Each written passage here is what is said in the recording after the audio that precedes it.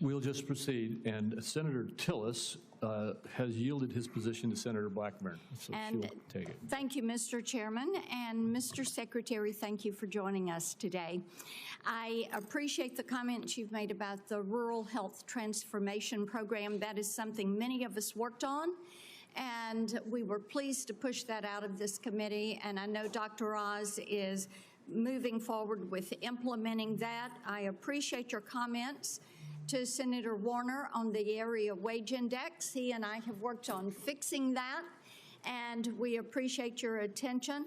I am delighted to know that you're going to end the revolving door and the conflicts of interest. I have found it so unseemly that people who work with a pharmaceutical or with a big food company then go back over into CDC or NIH or FDA, and then they're signing off on regulation for their former employer and many times their future employer. So we appreciate that.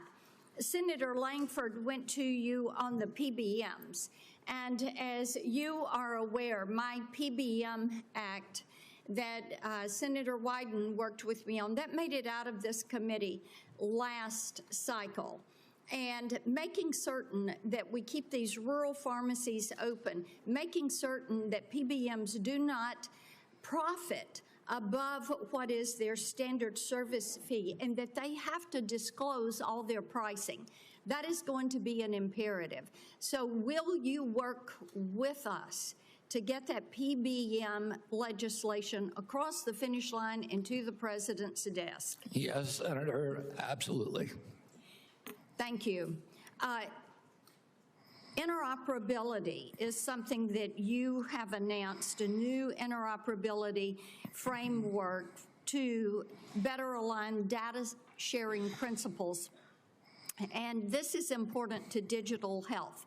And as you're aware, when we passed 21st Century Cures in 2018, the Software Act and that health IT definition is something that I worked tirelessly on to get implemented.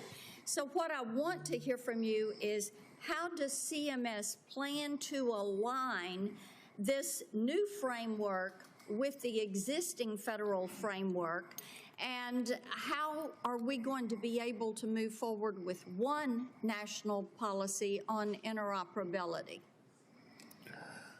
Well, I don't know if we, what we have right now is concrete commitments from the 60 top tech companies who we were able to convene to do data sharing, to do patient accessibility, and to do interoperability. But I can't tell you how that's going to mesh. Then if you will have someone submit to me in writing what that pathway is, this is something that is essential if we're going to be able to benefit from that data. So having some specificity on the pathway will be helpful. I did want to talk with you.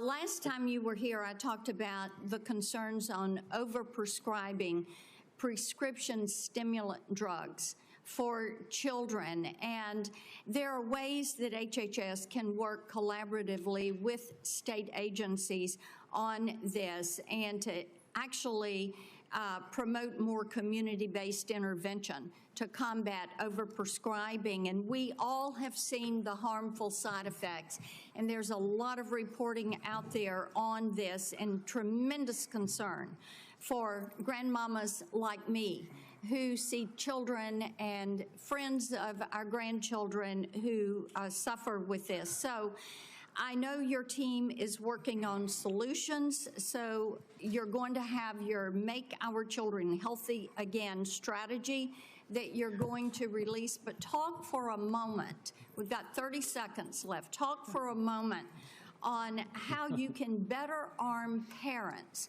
with information on the harmful side effects of overprescribing these stimulant drugs. I mean, one of the problems, Senator, is that, we now have 1 out of every 5 kids on these drugs and the antidepressants, even more. And we know very little about the long-term impacts because NIH and CDC have been asleep at the wheel. Right now, we are doing those studies. We're doing extensive studies so that we can warn parents and so that we can force the companies to put labels on their products. And, we'll do whatever we can to show that, just to get data out to the public. That's really what our function is. And to show what the long-term impact of some of these drugs is. Are we actually preventing suicide or are we creating more suicide? And that's something that we don't know the answer to, which is, how did these drugs become so common in our society without us even knowing the answer to those questions? That is malpractice at these agencies, and that is the malpractice that I am going to fix. Thank you. Thank you. Senator Warren.